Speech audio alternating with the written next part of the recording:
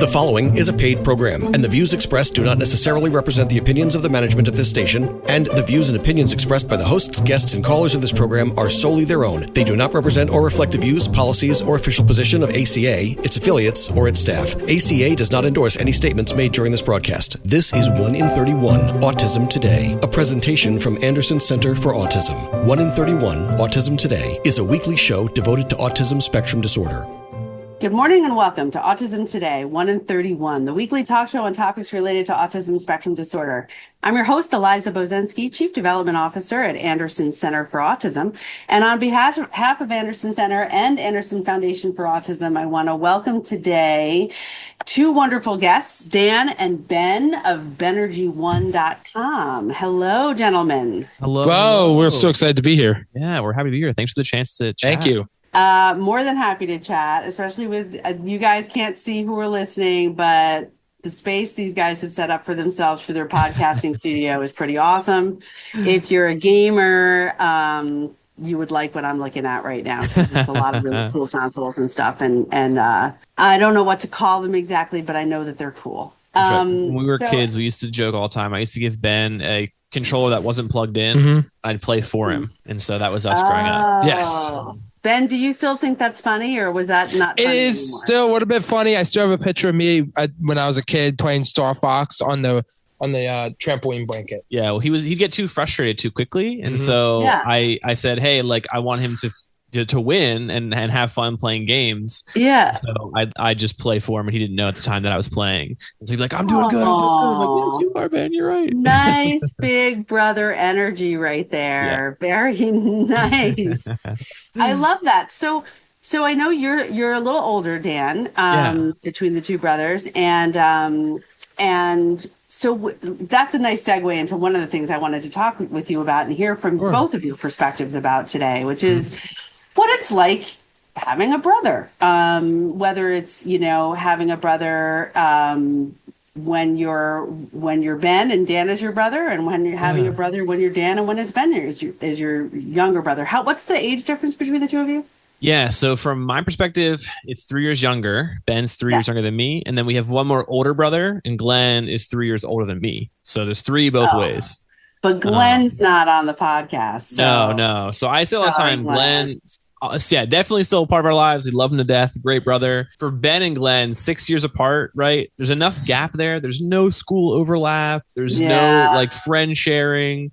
Where me and Ben had a bit of that in school and friends. And so we're a bit closer just because of that, age gap there. But Glenn's great. So thinking about growing up, Dan, you're older than you're the middle brother, but you're older than Ben.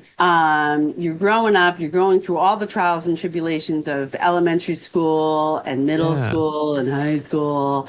Have you and Ben always been close? Yeah, it's a good question. I think for the most part, Ben and I have always been close. We've had similar hobbies. Ben would often want to do what we do, and we'll get into a little bit of that later. He's still that way, where like me and Glenn will do something, he's like, I want to do that too. And so that's, I think, just kind of standard brother stuff, right? Like a younger brother tends to want to do what the older brothers are doing. But we have one time a family vacation. Mom bought us matching swim trunks, and now I've joked before. Like Ben, a mom thing to do. I would do that. Yeah, there you go. But Ben's taller than me, so when we were kids, right? He's 3 years younger, but was the same height as me. And she buzzed both of our heads. And so that summer, we had a woman come to us at a pool, and she's like, "You guys are the cutest twins." And I remember being very upset that my 3-year younger brother was considered my twin. And Ben, do you remember that? Not really. Not really. There you go. All right. Well, it obviously stuck out for your brother. Yeah. And that's the hard part, right? We all remember different stuff. The different perspectives is key. So do you, during that time, Dan, and then Ben, I have some questions for you as well. Or actually, this could be for either of you or both of you. Friendships. Getting to know other kids, having kids come to the house. You already have another older brother who probably had friends coming over and people in and out of the house, busy house. Did you find yourselves developing any sort of unique support mechanisms, way to help out if either somebody came and didn't understand and needed a little bit more explanation or understanding, or if anybody in the house, including you, Ben, were feeling uncomfortable with somebody coming into the house. Was there any, did you sort of naturally develop some brotherly protective instincts, do you think? Yeah. So definitely there's kind of two sides of it. So in your home and then out of your home. So there's a great book called Special Siblings by Mary McHugh, and she talks a lot about sibling issues. But I resonated with a lot of the book. And one of the parts I resonated with that I didn't even think about until I read it was she said lots of siblings have in air quotes, normal home. So they have a friend who they'll go to this person's house and it's kind of a chance for them to experience like just a home that's entirely different to their own. So growing up, I very much had a friend who was like that, who he had two sisters, like they were just as average as could be. And so I'd go over on Friday and, there'd be no chaos. There'd be no, like at one time I asked him why he doesn't have words on all the things in his house. Cause when we were teaching Ben to read, Mom had words taped on all of, lamp, door, TV. And he was like, what do you mean? I was like, well, you have stuff everywhere. And so, there's a lot of that for siblings for sure. And then I do have a lot of memories of explaining to friends before inviting them over and saying, hey, like, this is what Ben's got going on. Like he's going to want to play with us. Like I want him to be a part of our group. And so like, let's include him. But if he gets frustrated, he might, act a way that might sound strange or be strange. So definitely communication needed to happen. And it actually kind of helps you, I think, sometimes find out who's a real friend and who you don't want to spend time with anymore. I would think so, right? Because some people are going to just be open to that and cool, that's fine. And other people are really, it unfortunately shows some true colors. Yeah, for sure. Ben, did you, when you were growing up and Dan brought friends over or you had people come over or even in school, do you remember feeling like really safe and comfortable around Ben or Dan and his friends? Or I actually was. His friend Turner was amazing. And a couple other friends from college. So I felt safe around them. Like when we went to church, I didn't make a lot of friends at the old church I went to called FBC. But then there's a church called Calvary Church of Souderton, and they have a special needs ministry, which is very, very incredible. They have a paid position that they actually help the special needs ministry on Wednesday nights. And how did you feel with like people coming over the house? Did you ever feel like scared knowing I got friends coming over? No, not really. I mean, I wanted to hang out, but sometimes they're like, you need to go away for a minute because it's private time with my friends. That's true. That's true. I did say it sometimes because there were times where, I wanted to have that space. And I appreciate you saying that, Ben, because I do try to give siblings that communication. It's okay to have that space. I think sometimes you can get shoehorned in one of two positions, right? Either totally disconnected or totally involved. And I think it's okay to balance those two and have a space to call your own. When I was older, that was rock climbing for me. So I became a member at a gym and I'd go there and nobody knew who Ben was. And I kind of had that own time and space. They knew who you were. That's true. They knew who I was.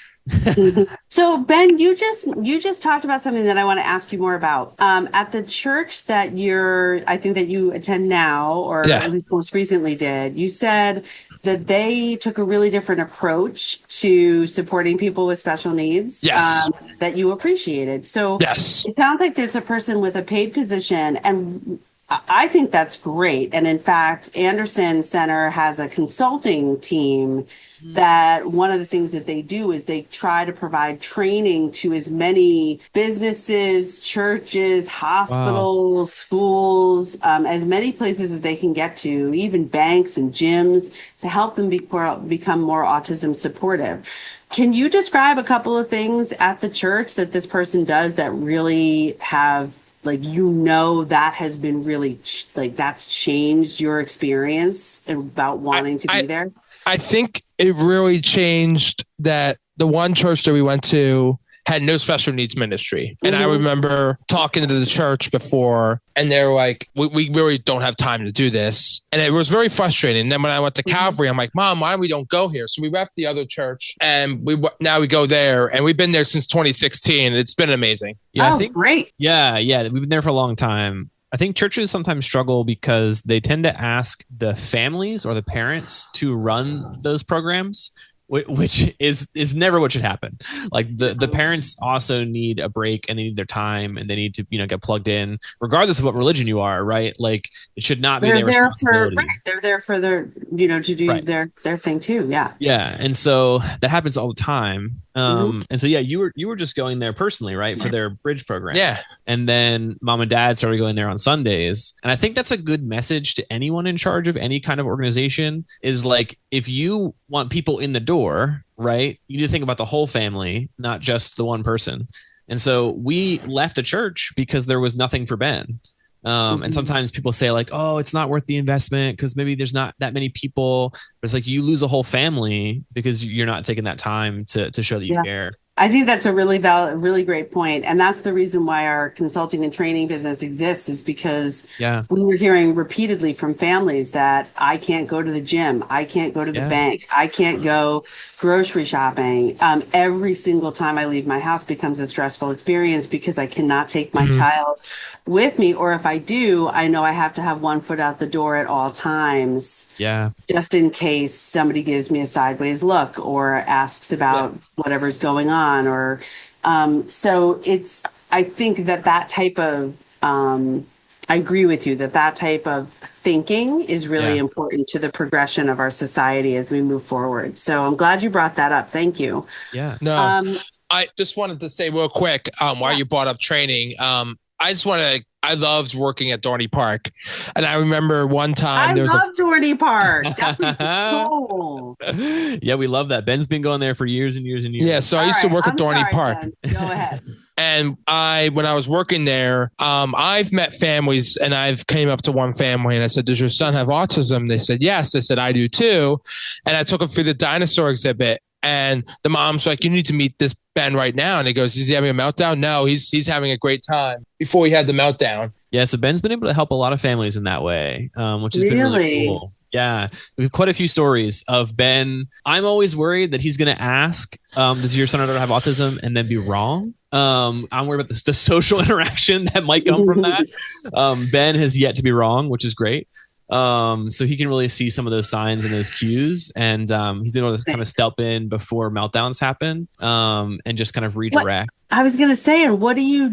Do you have an innate sense like inside you of what might need to be done right then to help that person? Yes. There's so many times we'll be at a restaurant and I can tell based on his body language that he wants to go talk to someone. And I'm like, you got to wait till I leave. I don't want to be here in case you're wrong. But so far, you got a perfect record. Yes. Yeah. Pretty impressive. And sometimes Ben's wrong. Sometimes Ben's wrong, but usually not in that regard. No. Definitely other areas, though. We're not always right. So is that, do you look at that as kind of calling or something? Do you see that as something that you value about yourself for the rest of your life? You think you're going to be putting that into practice in some way as you navigate your own life? Yes. Yeah.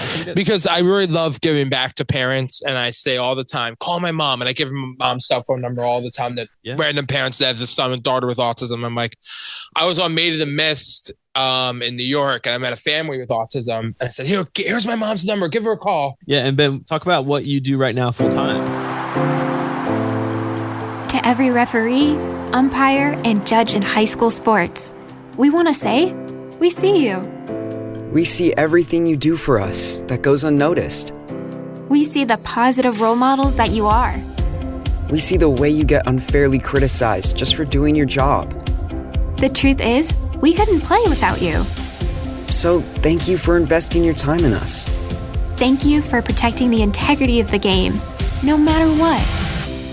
We hope you always know how much we appreciate you. Because without you, this is just recess. It's not really a game. Thank you for always making it possible for us to play the sports we love. Want to serve the students in your community? Sign up to become an official in New York at highschoolofficials.com.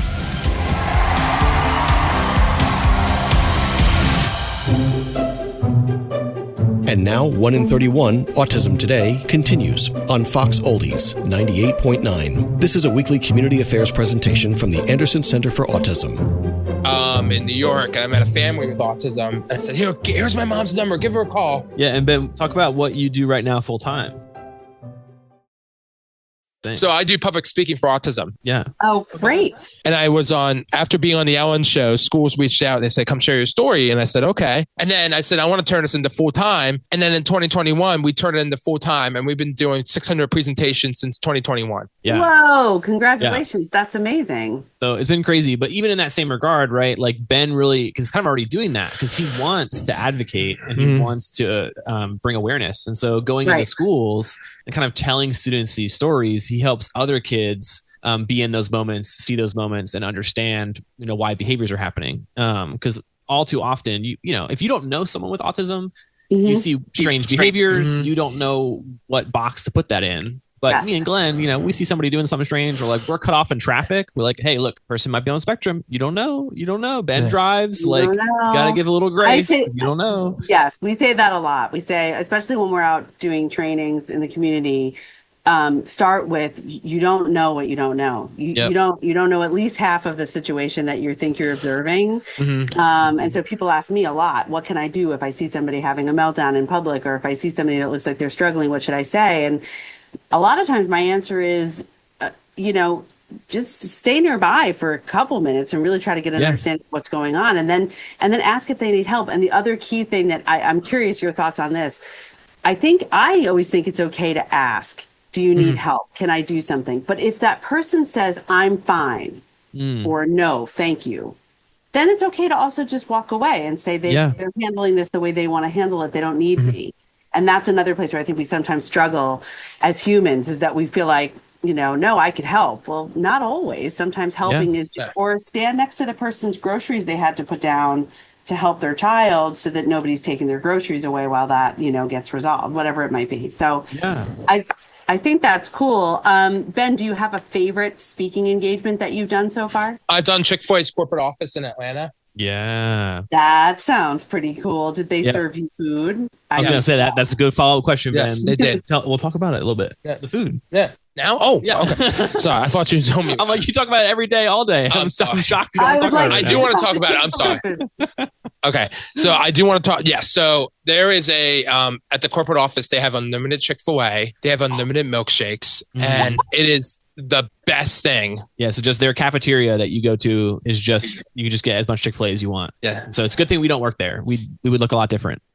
Wow. And it was amazing. They brought me in. Away from. Yeah. They brought me in twice to come talk to their staff. Yeah. All right. Well, I mean, why not a third time? I say keep that going.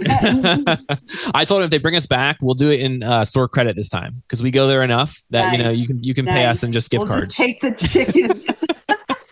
That's actually not a bad idea, dude. Well, were they, Ben, on a serious note, were they receptive? Were the employees they loved it. They loved it. And Dan did a sibling talk, and he did an activity. So my actual background is in experiential education and hands-on learning. And so I did a team building activity following Ben's presentation that focuses on experiencing the frustration of not being able to communicate. So how you're expected to accomplish a task without the ability to communicate. And so, that was really good. And I would even say what tended to happen was they put kind of, like a big announcement out that Ben was coming and what it was going to be about. And a lot of the staff that came are parents who have kids on the spectrum. And so we saw a fair number of people who were like, oh, like you're in my same office and you also have a son or daughter. So like there was like huge connections made like at work that they just, because they had no clue and they wouldn't talk about it. And so we think that that's really cool. And I really think we should do more companies like that, because every company should bring me in to talk about inclusion and do that same teamwork. That's true. We could. Hey, I'm not going to argue. It sounds great. I'm sure. I mean, you're both lovely to talk to. So it sounds like you do a great presentation. And I love that side benefit or that additional benefit of people within the same company recognizing that they themselves have peers in there that they may not have realized. There still is stigma after all these years. I still think that there are quite a number of families who feel as though it's not a safe place to talk about it at work, or they don't know where they can feel comfortable. So, so why not take every and all advantage of any opportunity that exists to be able to set the platform? Ben, I'm aware of the time. We're skipping the break. This is too good for a break today. So we've got about 5 minutes left, and I cannot not ask you about being on The Price is Right. Would you like to tell us about that? Yeah. Yeah. So I went to California by myself, and mom was like, there's no way you're going out. Yep. And I literally booked my own hotel, my own flight. And I got on the show. They interviewed. How do you get on the show? So they interviewed everybody, Okay. and they loved my energy so much. I was hoping I was going to get on, and I saw Drew, and I said, "You got to pick me." And they called my name. I was so excited, and I overbid a guy named Oscar, and I won. Yeah. So a lot of key information was just thrown at you guys. So Yeah, Ben did go by himself. Yeah, perfect. We talk a lot about trip planning because Ben loves trips, and I'm very blunt with our parents. And I say the trips that Ben loves, the trips that I love are very different. So when you guys are gone, I will not be planning Ben's vacations for him. So he needs to have that skill for himself. And so when I pitched this idea to Ben, he's like, great, I want to go to LA. And I was like, oh, I should have said like tri-state area. Like, you know, you can go to New Jersey by yourself or New York. So yeah, me and mom works, Dan. Yep. We argued quite a bit. And mom finally was like, yeah, I think, you know, as long as we really do a lot of planning. And I tell families when we talk about this in presentations, this was not Ben's first time in a hotel. It was not his first time on a bus. It was not his first time on the plane. Right. So like he had done all of those things in much smaller settings, smaller steps to get to this point. But he did. He flew out by himself, and then he waited in line. And people thought he was an undercover producer because he was talking to everybody, but that's just Ben. That's great. That's great. And then, like he said, they interview everybody. And I said, there's no way you interview Ben and don't put him on TV, you know? So when he told us he got to the interview stage, I was like, okay, he's probably going to be on the show. And then what happened from there, Ben? I had to sign an NDA. What you didn't say what you got? Sorry. I apologize. Okay. I got on stage and I won 16,000 and I played a game called It's in the Bag and I could win 16 grand and I won $16,000. Amazing. And the week before I crashed my old car and I needed a new car and that money went towards the new car, which is perfect. It's very, very classic Ben. Like he was out. It's just, you know, a simple mistake. We all make them. And the car was old. And so the mechanic was just like, it'd be more to fix it than to give you an insurance. So it's totaled. And Ben then 2 weeks later won 16 grand and used that to buy a new car. Beautiful. And I still have it in my driveway. Bad, man. And got a trip out to LA. Yep. So I'm going to ask you the maybe the harder question first, Ben. When you did that whole trip from the very beginning planning all the way to getting back home safely, what would you say was either the hardest or like the worst part of it for you? The first day, the Hollywood Hotel. Don't stay there. Do not stay there. I will they had not. good reviews and I was very, very, I was like, well, explain how you heard they had good reviews. Because I saw it on Instagram. Then you called. I called and they said, do you have good reviews? Yeah, we do. And I'm not doing that mistake ever again. So he called the hotel and asked if they have good reviews. And of course, every hotel will tell you we have the best reviews. The best reviews. That's called sales. Okay. All right. So that was the worst. And I don't know. The best could be winning the 16,000, but maybe there was something else amazing that happened on that trip. I actually have a couple of friends out there that they do movie chat on Saturday nights. And we met up and I got to hang out with them. It was pretty amazing. Yeah. That's so cool. And how long in total were you out there? A whole week. Yeah. A whole week. My goal is to go back out soon or someday because you know why? Want to talk about the nonprofit, talk about the housing. That's true. That's our next big thing. Okay. What about the nonprofit housing? Yeah. So my long-term goal, right, as Ben's brother, has always been how to help Ben as best as possible for his long-term goals. And so he's so close to independence. Ben cooks, cleans, drives, works. But if you were his landlord and said rent was 50 grand, he'd be like, all right, and write you a check for 50 grand. So like we work on finances together. Like we're trying to build those skills. But in working with Ben and other adults, I realized that there are a lot of adults like Ben that kind of fall in this crack where they don't want full care. And they also are just missing total independence. And so what we're aiming to do is we have a nonprofit called Benergy1 Foundations. Yes. So we're all approved, good to go. And we have an agreement of sale with a property close to us. It's a quadplex. And we need to raise. And so, yeah, we're currently raising money. I'll just throw the numbers out there so people hear it. But we need $170,000 is the down payment. And that's due in November, but it's 4 units. And then, so we're starting very proof of concept, right? It'll be Ben. And then we have 4 other adults that Ben's friends with that all are in that same boat. They live at home. They have autism. They want to be independent. And then I'll use my experience and background in experiential learning to help teach in home. Because I realize there's a lot of independence that can't happen at parents' houses because parents love their kids, which is, normal track, but often will do things for them. So I caught mom shaving Ben's face when he was 25. And I was like, no. He's done that before. I know he can do it. He knows he can do it, but he knows that if he does a bad job, you'll do it for him. Yeah. And so the idea is, fully removed. They're in their own apartments. There's no one to blame for mistakes or dirty dishes. It's all theirs. And then teaching in and through all that. So that's great. Yeah. Well, I wish you the best of luck. Anything having to do with appropriate types of housing opportunities for adults with autism and other special needs who really, can benefit from some support, but like you said, fall into some of those cracks. I think the world is rife with the need. Yeah. So I'm really pleased to hear that you're getting your, you're testing the waters with that, seeing what you can do to make a difference in that arena. We have to finish up, but Ben and Dan, it's been a pleasure talking to you. Thank you. I love your energy. I love that your website is Benergy1.com because you bring a lot of really positive energy. You've made me smile today. Thank you. And I would encourage everybody to check out Benergy.com, Benergy1.com.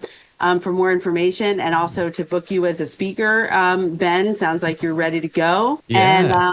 And Dan, again, thank you for sharing your experiences as Ben's brother, and best of luck with this new initiative. It sounds really exciting. Yeah, no, thank you so much for your time. We appreciate you guys giving us a chance to chat. Yep, absolutely. My pleasure. And I really love being here today. Visit Benergy1.com and visit Benergy1Foundation.com. Donate today. Thank you, guys. There you go. This is Autism Today, 1 in 31, the weekly talk show on topics related to autism spectrum disorder. I'm your host, Eliza Bozensky, and remember, Anderson cares.